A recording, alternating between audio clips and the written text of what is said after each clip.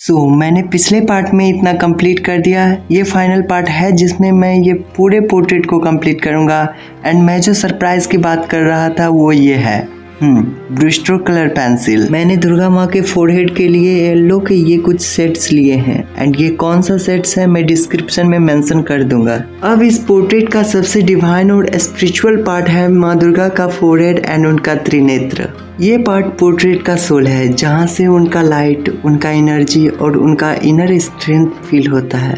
सबसे पहले मैंने येलो टोन को लाइटली अप्लाई किया और उसके बाद एज पे ऑरेंज शेड लगाया ताकि एक स्मूथ ग्रेडियंट ट्रांजिशन बने। कलर पेंसिल से शेडिंग करते वक्त एक ही ज़्यादा प्रेशर मत दो वरना पेपर के टेक्सचर खराब हो जाते हैं।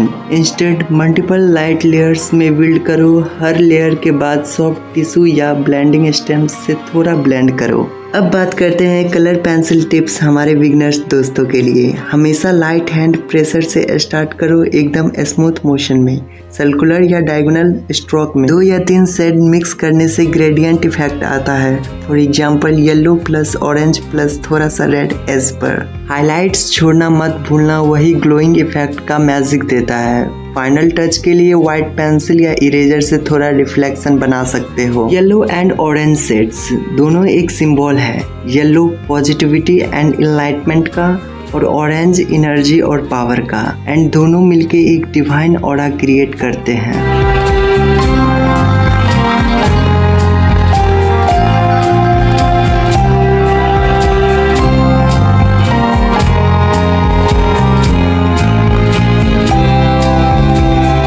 अब बात करते हैं उनके त्रिनेत्री यानी थर्ड आइज की। ये सिर्फ एक आइज नहीं, ये माँ के अल्टीमेट कॉन्शियसनेस का प्रतीक है।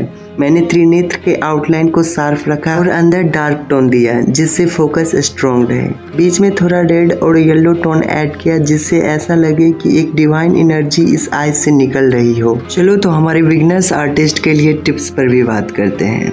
आउटलाइन क्लीन और सेंटर्ड रखो, थोड़ा भी टिल्ट हुआ तो एक्सप्रेशन बदल जाता है। ब्लैक या डार्क ब्राउन पेंसिल से बेस टोन दो और सेंटर में रेड येलो का स्मॉल ग्रेडियंट बनाओ। आउटर रिंग के आसपास थोड़ा डार्क ऑरा सेट करो, ये एनर्जी रेडियंस का फील देता है। फाइनली हाईलाइट एक वाइट जेल पेन या वाइट पेंसिल से दो, इससे त्रिनेत्र अलाइव लगता है। फोरहेड और त्रिनेत्र दोनों मिलकर माँ के पोर्ट्रेट को एक स्पिरिचुअल हार्ट बीट देता है। और अगर आप शेडिंग और कलर बैलेंसिंग ध्यान से करते हो तो आपका आर्टवर्क लिटरली ग्लो करेगा बिना किसी डिजिटल इफेक्ट से। यहाँ पे कुछ फाइनल टचेस देने के बाद हमारा फोरहेड कंप्लीट हो चुका है। अब हेयर पे शेडिंग करते हैं। हेयर पे मैंने चारकोल पेंसिल और चारकोल स्टिक का यूज किया हूँ। चलो तो कुछ टिप्स पर भी बात करते हैं। हमेशा लाइट सोर्स के हिसाब से हाईलाइट ऐड करो। हालांकि इसमें लाइट सोर्स नहीं है, पूरा हेयर ही डार्क है, इसीलिए मैं यहाँ पे चारकोल स्टिक को यूज कर रहा हूँ। सेकेंड, लेयरिंग टेक्निक यूज करो। पहले बेस टोन ऐड करो, फिर dark line, and last avoid over blending. Hair में टेक्सचर दिखना चाहिए। ये कुछ टिप्स हैं जिसके हेल्प से आप एक रियलिस्टिक हेयर ड्रॉ कर सकते हो। यहाँ पे मैं ग्रेफाइट पेंसिल से कुछ हेयर्स को बाहर की तरफ कर दिया हूँ जिससे ये एक रियलिस्टिक लुक लगे।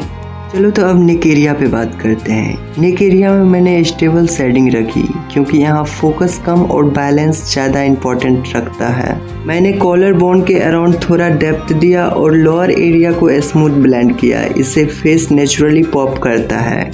ये कुछ टिप्स हमारे बिगनर्स भाइयों के लिए। नेक के शैडो फेस के टोन से स्लाइटली डार्क रखो। सर्कुलर ब्लेंडिंग मोशन रखो ताकि स्मूथनेस आए। लाइट सोर्स के हिसाब से हाईलाइट छोड़ो फॉर 3D लुक। आप लोग ये कुछ टिप्स के साथ नेक को भी अच्छी तरह ड्रॉ कर सकते हो। जब मैं बैकग्राउंड ड्रॉ कर रहा था तो ज़्यादा सूट नहीं किया, लेकिन बैकग्राउंड में मैंने डार्क चारकोल टोन दिया क्योंकि डार्क बैकग्राउंड से फेस और कलर टोन दोनों ज़्यादा प्रोमिनेंट लगते हैं।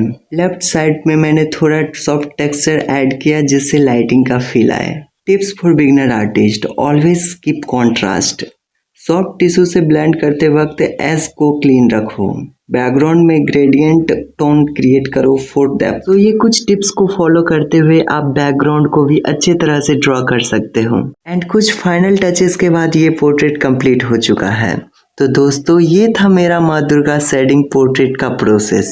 अगर आपको वीडियो पसंद आए तो लाइक जरूर करो, अपने आर्ट लवर फ्रेंड्स के साथ शेयर करो और सब्सक्राइब करना मत भूलना, क्योंकि ऐसे ही डिवोशनल आर्ट वर्क मैं रेगुलरली लाता रहूँगा। Thank you for watching.